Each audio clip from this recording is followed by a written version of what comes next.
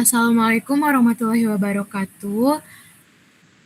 Selamat sore teman-teman semua dan kami juga mengucapkan selamat sore kepada Bapak Dr. Aldi Herbanus selaku dosen pengampu pada mata kuliah Bionanoteknologi. Di sini kami akan mempresentasikan tentang pengembangan sistem target drug delivery berbasis nanopartikel PLGA untuk meningkatkan efektivitas terapi dan menurunkan toksisitas sistemik pada kemoterapi kanker payudara.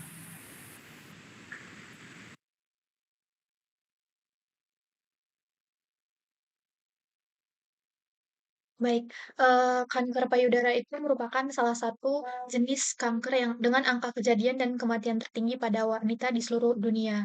Nah, salah satu metode pengobatan yang paling umum digunakan adalah kemoterapi, teman-teman. Namun kemoterapi masih, memiliki beberapa kelemahan, terus juga seperti distribusi obat yang tidak spesifik, lalu kerusakan pada sel-sel sehat, serta kemungkinan munculnya resistensi sel kanker terhadap obat yang diberikan. Untuk mengatasi masalah tersebut, dikembangkan teknologi yang dinamakan itu target drug delivery, yaitu sistem pengobatan obat yang mampu mengarahkan obat secara lebih spesifik ke sel kankernya. Nah, salah satu material yang banyak diteliti untuk tujuan ini adalah polylactic sioglycolic acid atau PLGA karena sifatnya biokompatibel, biodegradable, aman bagi tubuh, serta mampu melepaskan obat secara terkontrol. Terus juga dengan adanya sistem ini, diharapkan efektivitas terapi kanker payudara dapat meningkatkan dan efek samping sistematik akibat kemoterapi dapat berkurang. Bisa next slide, Kak.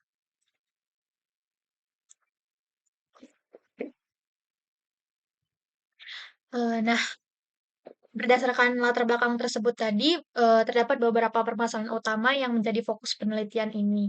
Yang pertama itu, kemoterapi konvensional masih menimbulkan efek samping yang bersifat toksik pada sel-sel normal. Lalu yang kedua itu ada distribusi obat kemoterapi yang belum spesifik menuju sel kanker, sehingga efektivitas terapinya menjadi kurang optimal. Lalu yang ketiga itu ada masih sering terjadi resistensi sel kanker terhadap beberapa jenis obat kemoterapi. Lalu yang keempat itu, diperlukan sistem pengantaran obat yang mampu meningkatkan akumulasi obat pada jaringan kanker. Nah, oleh karena itu, nanopartikel PLG ini dipilih karena memiliki potensi sebagai sistem target drug delivery yang lebih efektif dan aman untuk, terapi kanker payudara. Boleh next slide, Kak. Oke, berdasarkan identifikasi masalah yang tadi, penelitian ini dirumuskan ke dalam 4 pertanyaan utama. Yang pertama itu, bagaimana sistem target drug delivery berbasis nanopartikel PLGA dapat meningkatkan efektivitas terapi kanker payudara. Lalu yang kedua itu, bagaimana nanopartikel PLGA dapat membantu menurunkan toksisitas sistematik yang terjadi pada kemoterapi. Lalu yang ketiga itu, apa saja kelebihan nanopartikel PLGA dibandingkan sistem kemoterapi konvensional. Dan yang keempat, bagaimana mekanisme target drug delivery menggunakan nanopartikel VLGA dalam penghantaran obat ke sel kanker payudara secara lebih spesifik. Nah, pertanyaan-pertanyaan inilah yang akan menjadi dasar pembahasan pada penelitian dan presentasi kami. Terima kasih.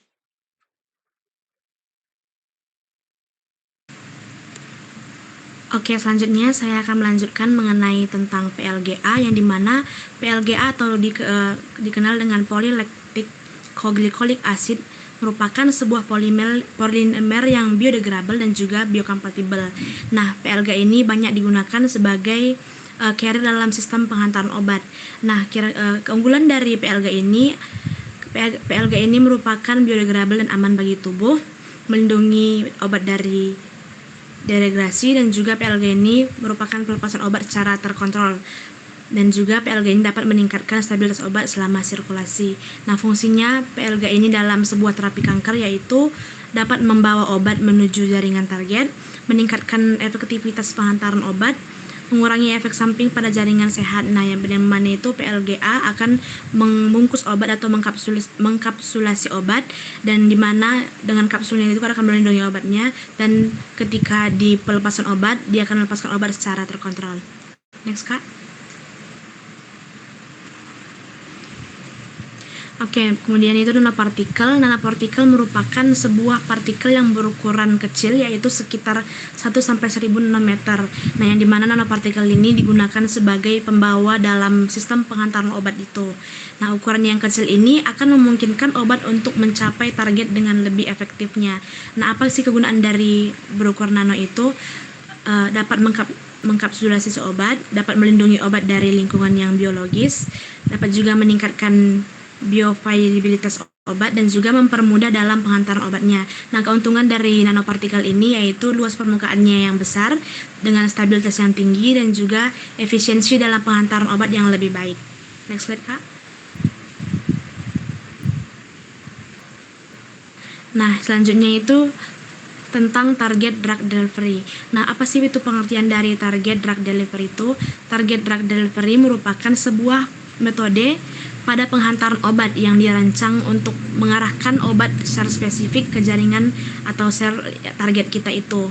Nah, metode ini bertujuan dalam meningkatkan efektivitas terapi dan mengurangi efek samping pada jaringan sehat.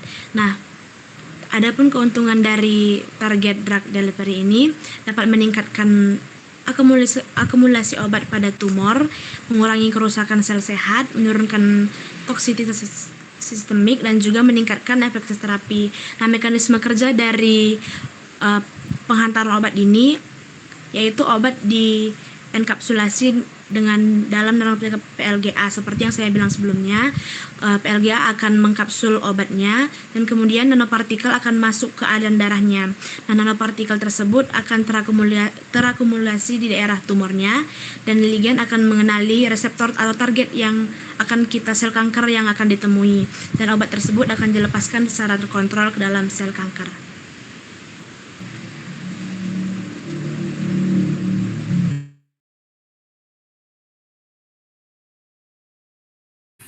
Baik, selanjutnya kita akan masuk ke tren penelitian, yaitu yang pertama pengembangan target drug delivery berbasis nanopartikel untuk meningkatkan efektivitas terapi kanker. Kemudian yang kedua, penggunaan PLGA sebagai karier karena sifat biodegradable dan kontrol rilisnya. Yang ketiga, tren itu menuju PEG nanopartikel, active targeting, stimuli responsif nanocarrier, serta yang keempat fokus pada peningkatan spesifitas, bioavailabilitas, dan penurunan toksisitas sistemik. Nah, di sini kita membawakan 10 jurnal sebagai referensi untuk studi literatur yang membahas tentang temuan utama serta keterbatasannya. Yaitu yang pertama, sistem PLGA nanopartikel itu merupakan sistem yang biodegradable, biokompatibel, dan mampu memberikan kontrol rilis, namun memiliki keterbatasan seluler uptake-nya yang rendah tanpa modifikasi permukaan. Selanjutnya di sini ada juga PLGA DOX, yaitu meningkatkan efektivitas terapi dan stabilitas obat dibanding DOX bebas. Keterbatasannya itu distribusi masih non-spesifik dan berpotensi toksisitas. Selanjutnya itu sistem yang menggabungkan antara PEG dan PLGA itu mampu meningkatkan stabilitas dan waktu sirkulasi, namun tidak memiliki kemampuan targeting yang spesifik. Selanjutnya target nanopartikel itu meningkatkan spesifitas terhadap sel kanker melalui reseptor targeting. Namun keterbatasannya itu stabilitas sistem dan distribusi yang masih terbatas. Kemudian HER2 target NP meningkatkan seluler uptake dan akumulasi pada sel kanker. Keterbatasannya masih mengalami clearance biologis dan degradasi sistem. pH responsif NP pelepasan obat adaptif terhadap lingkungan tumor namun memiliki desain yang kompleks dan proses fabrikasi yang lebih sulit. Selanjutnya, sistem yang menggabungkan kitosan, PLGA nanopartikel itu mampu meningkatkan mucoadhesion dan cellular uptake, namun stabilitas sistemnya masih terbatas. Kemudian lipid PLGA hybrid nanopartikel meningkatkan stabilitas dan efisiensi enkapsulasi obat, tetapi memiliki keterbatasan proses fabrikasi yang kompleks. Folate target PLGA nanopartikel meningkatkan spesifitas terhadap sel kanker melalui reseptor folat. Keterbatasannya itu terbatas pada jenis sel dengan ekspresi reseptor tertentu. Dual drug load PLGA nanopartikel meningkatkan efektivitas terapi melalui kombinasi obat. Namun keterbatasannya itu kontrol rasio obat dan rilis profil yang lebih sulit. Selanjutnya di sini berdasarkan analisis penelitian terdahulu, masih terdapat beberapa kesenjangan yang belum teratasi secara optimal, yaitu nanopartikel atau PLGA memiliki kontrol rilis yang baik, namun spesifitas terhadap sel kanker masih rendah sehingga distribusi obat bersifat non-selektif.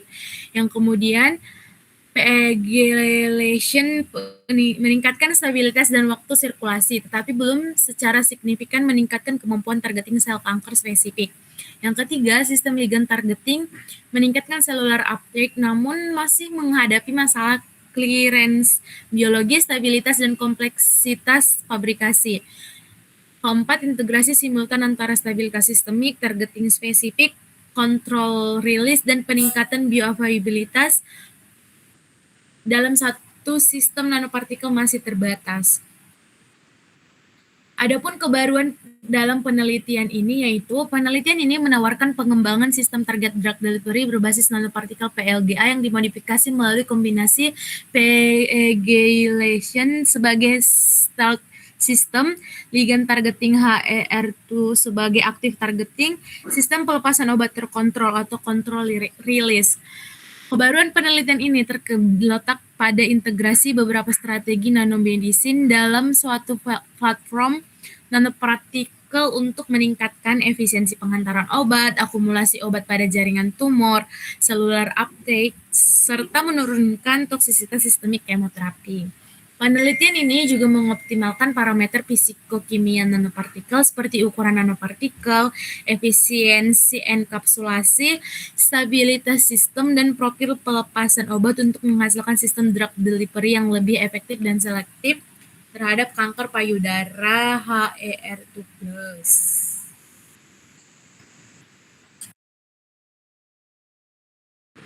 Oke, kita next ke skema sistem target drug delivery berbasis PLGA. Jadi itu ada 12 tahap dari bahan hingga hasil akhir. Yang pertama itu dari bahan sendiri, bahan utama yang digunakan itu terdiri dari obat kemoterapi, polimer PEGA sebagai pembawa obat, PEG untuk meningkatkan waktu sirkulasi, dan ligand anti HER2 sebagai penarget sel kanker. Nah, dari tahap pertama itu ada enkapsulasi obat ke dalam nanopartikel PLGA menggunakan metode seperti double emulsion atau nanopresipitasi. Tujuannya agar obat terlindungi dari degradasi sebelum mencapai target. Setelah nanopartikel terbentuk, dilakukan modifikasi permukaan dengan menambahkan PEG dan ligand anti-HER2.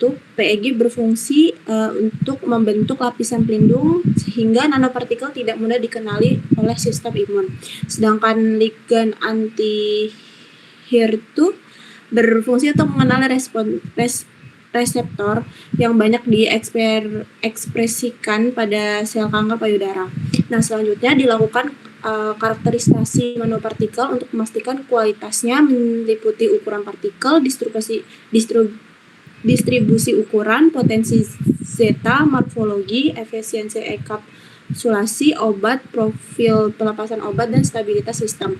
Nah, setelah semuanya memenuhi spesifikasi yang diinginkan, nanopartikel diberikan melalui injeksi intravena. Nah, di dalam tubuh, nanopartikel akan bersirkulasi dalam darah dan terakumulasi pada jaringan tumor melalui efek EPR atau enhanced permeability and retention. Ketika mencapai lokasi tumor, ligand anti-HER2 akan diberikan dengan reseptor pada permukaan sel kanker. Nah, nanopartikel itu kemudian masuk ke dalam sel melalui mekanisme reseptor median endoptosis. Nah, setelah berada di dalam sel, PLGA itu terdegradasi secara perlahan dan melepaskan obat secara terkontrol hingga konsentrasi obat pada sel kanker meningkat. Nah, akibatnya dari aktivitas terapi menjadi lebih baik dan toksisitas pada jaringan sehat dapat berkurang. Next. Kak. Boleh di next, Kak? Oke. Ini ada mekanisme dari kerja sistem. Yang pertama itu ada enkapsulasi tadi obat, kemudian ada PEG glycation itu untuk membentuk lapisan pelindung pada nanopartikel. Kemudian yang ketiga ada active targeting, tentunya untuk nanti nanopartikelnya berikatan secara spesifik dengan sel target. Kemudian yang keempat ada endositosis sel, itu untuk agar sel kanker menginternalisasi nanopartikel melalui reseptor median endositosis. Kemudian yang kelima ada pelepasan obat, yang nanti obatnya dilepaskan secara bertahap. Kemudian yang keenam ada efek terapeutik. Next, Kak.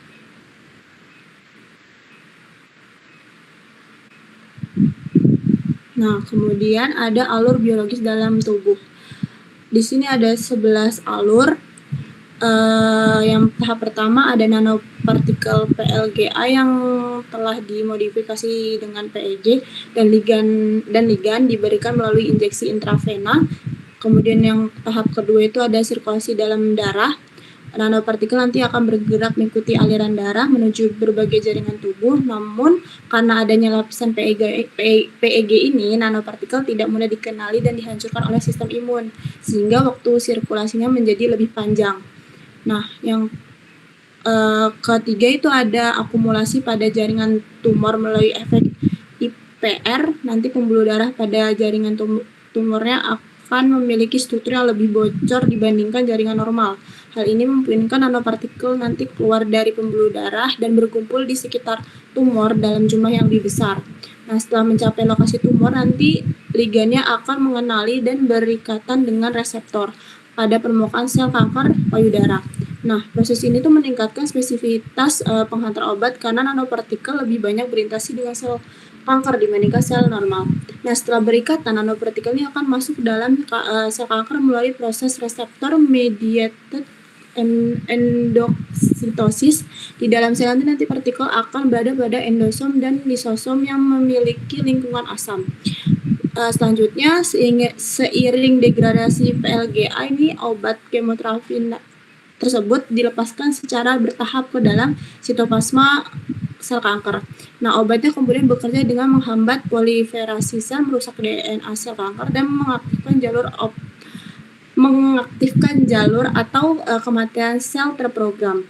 Nah, karena sebagian besar obat dilepaskan di lokasi tumor dan bukan pada jaringan sehat, efek samping dari sistemik seperti kerusakan jaringan normal dapat diminimalkan. Oleh karena itu, sistem penghantar obat berbasis nanopartikel PLGA ini berpotensi meningkatkan efektivitas terapi kanker sekaligus meningkatkan keamanan pengobatan bagi pasien. Next, Kak.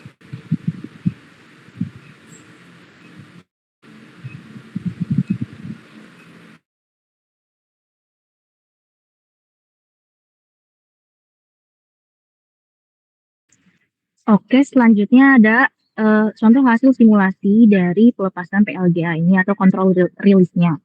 Nah, terlihat pada grafik merah itu tuh menunjukkan obat bebas atau obat konvensional mengalami burst release, yaitu pelepasan obat secara cepat, yaitu sekitar 24 jam. Sehingga itu tuh dapat menyebabkan konsentrasi obat cepat naik dan juga cepat turun, yang berpotensi untuk meningkatkan efek samping sistemik. Sedangkan yang pada grafik biru itu menunjukkan nanopartikel dari PLGA yang mampu melepaskan obat secara bertahap hingga 72 jam. Mekanisme ini disebut dengan control release, di mana PLGA menjaga kestabilan kadar obat dalam tubuh, sehingga terapi menjadi lebih efektif dan juga aman. Nah, boleh next, Kak. Nah, selanjutnya itu terdapat tabel ya, yang menunjukkan perbedaan antara obat konvensional dan juga obat dari nanopartikel PLGA. Nah, pada tabel tersebut terlihat perbandingan antara kemoterapi konvensional memiliki spesifitas target yang lebih rendah, sehingga obat itu juga menyerang sel sehat dan juga menyebabkan efek samping yang lebih tinggi. Selain itu, stabilitas obat dan waktu sirkulasinya juga lebih rendah. Sedangkan pada PLGA, HER2 ini memiliki spesifitas target dan efisiensi terapi yang lebih tinggi, karena obat itu lebih terarah ke sel kankernya langsung.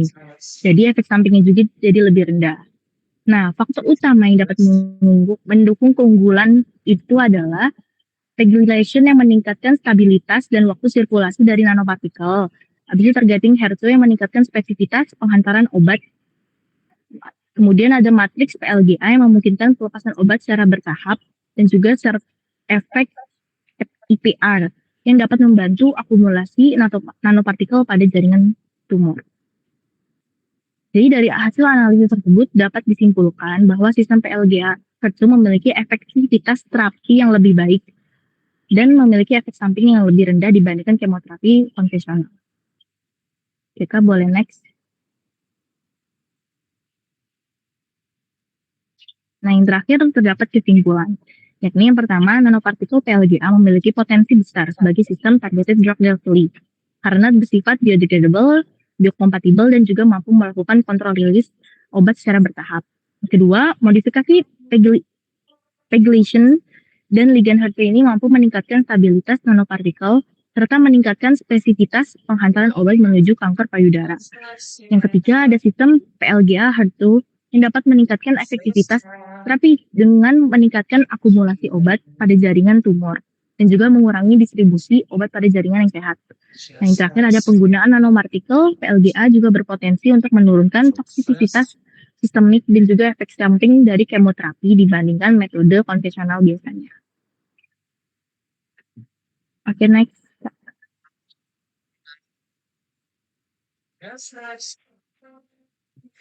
Dan ini dia beberapa referensi yang telah kami gunakan untuk membuat presentasi ini.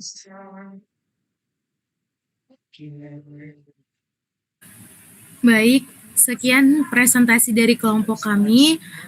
Kami akan memberikan kesempatan bertanya kepada teman-teman sekalian. Mungkin dari teman-teman jika ada yang ingin ditanyakan, boleh langsung disampaikan saja. Kami buka kesempatan untuk 3 orang tercepat.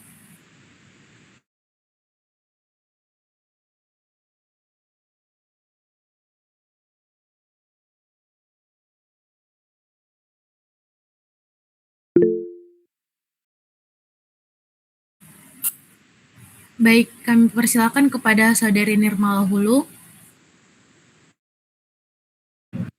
Oke,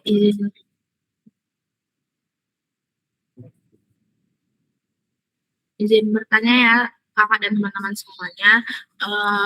Jadi aku mau nanya, jadi menurut kalian apakah teknologi dari drug delivery system ini berbasis PLGGA ini dapat menggantikan kemoterapi konvensional di masa depan? Apakah kemoterapi konvensional itu udah nggak akan kepake lagi gitu dan akan digantikan oleh si drug delivery ini, dan kenapa gitu? Terima kasih. Oke, untuk pertanyaannya ditampung terlebih dahulu. Selanjutnya kami persilahkan kepada Saudara Irsyad. Oke, izin bertanya ya Kak, terkait dari materi ini. Jadi pertanyaannya itu, mana yang lebih penting dalam terapi kanker? Yang meningkatkan efektivitas terapi atau mengurangi efek samping? Tolong dijelasin dong alasannya. Oke, terima kasih atas pertanyaannya. Selanjutnya kami persilakan kepada Aulia.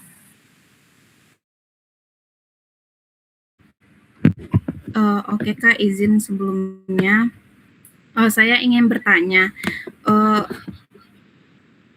manakah yang lebih penting dalam terapi kanker?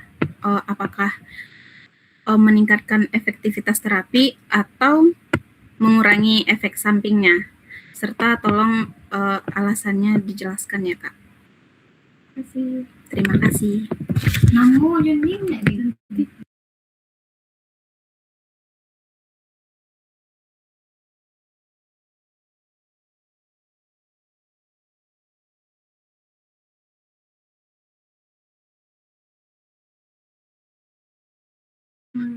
Iya bentar Kak, maaf.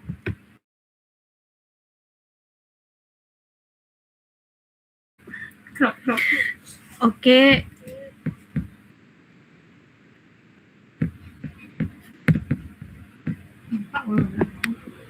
Oke, saya ganti. Enggak deng.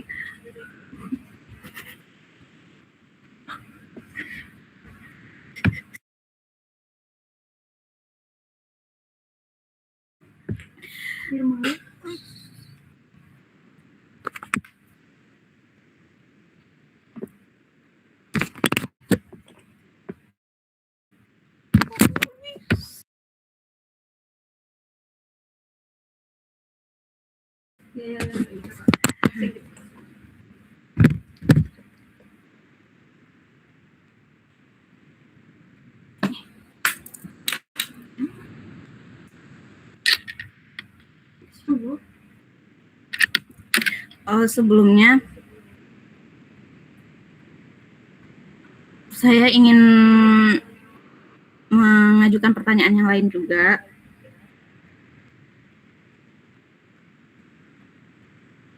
Jika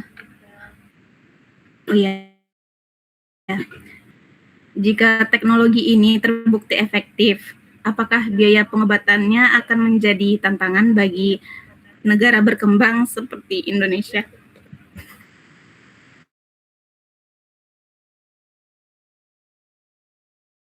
Baik teman-teman, terima kasih atas pertanyaan yang telah disampaikan. Untuk pertanyaan dari Saudari Nirmala akan dijawab oleh teman saya yaitu Angel Clarissa. Kepada Angel Clarissa dipersilahkan. Baik, sebelumnya terima kasih untuk pertanyaannya. Izinkan kami menjawab pertanyaan yang pertama tadi. Menurut kami teknologi targeting drug delivery itu berbasis PLGA memiliki, potensi yang besar lah untuk menjadi alternatif yang lebih baik dibandingkan kemoterapi konvensional yang biasanya. Karena, obatnya itu kan dapat dihantarkan langsung ke sel kanker, terus, efektivitas terapinya itu meningkat dan, kerusakan pada sel sehatnya dapat diminimalkan. Terus juga, meskipun kayak gitu, dalam waktu dekat teknologi ini juga memungkinkan belum sepenuhnya dapat kita katakan menggantikan kemoterapi konvensional, karena kan masih memerlukan banyak penelitian klinis, terus juga pengujian keamanan jangka panjang, terus juga, biaya produksinya juga relatif tinggi.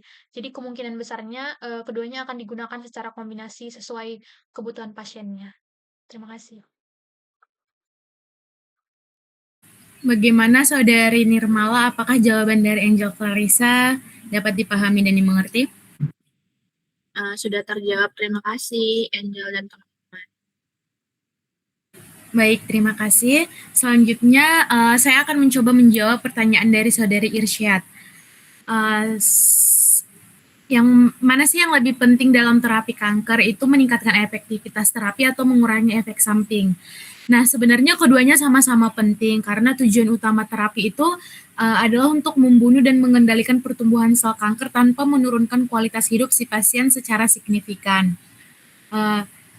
Namun, terapi yang sangat efektif dapat menimbulkan efek samping berat, yang dimana itu dapat membuat pasien sulit menjalani pengobatan. Sebaliknya, terapi dengan efek samping ringan itu ada, tapi kurang efektif juga dan tidak memberikan hasil yang optimal. Oleh karena itu, keseimbangan antara efektivitas dan keamanan menjadi aspek yang paling penting. Jadi itu sebenarnya berjalan secara beriringan begitu. Terima kasih. Apakah menjawab? Terjawab, Kak. Makasih ya, Kak. Oke, terima kasih Irsyad. Selanjutnya, pertanyaan dari Saudari Aulia akan dijawab oleh Nadia. Kepada Nadia, dipersilakan.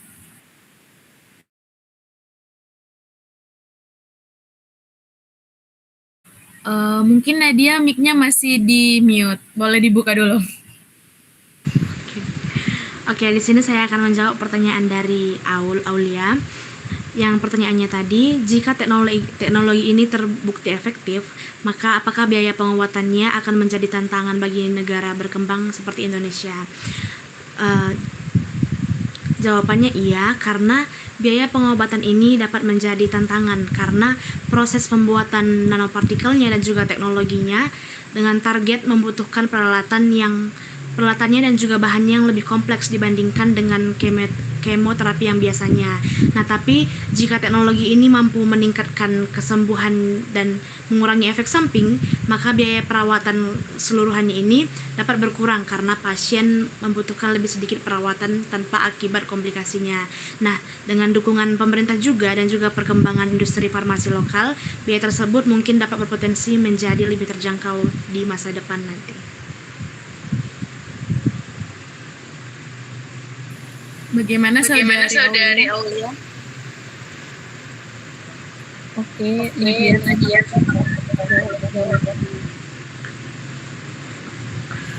Baik, teman-teman sekalian. Mungkin itu aja yang bisa kami sampaikan dan kami presentasikan.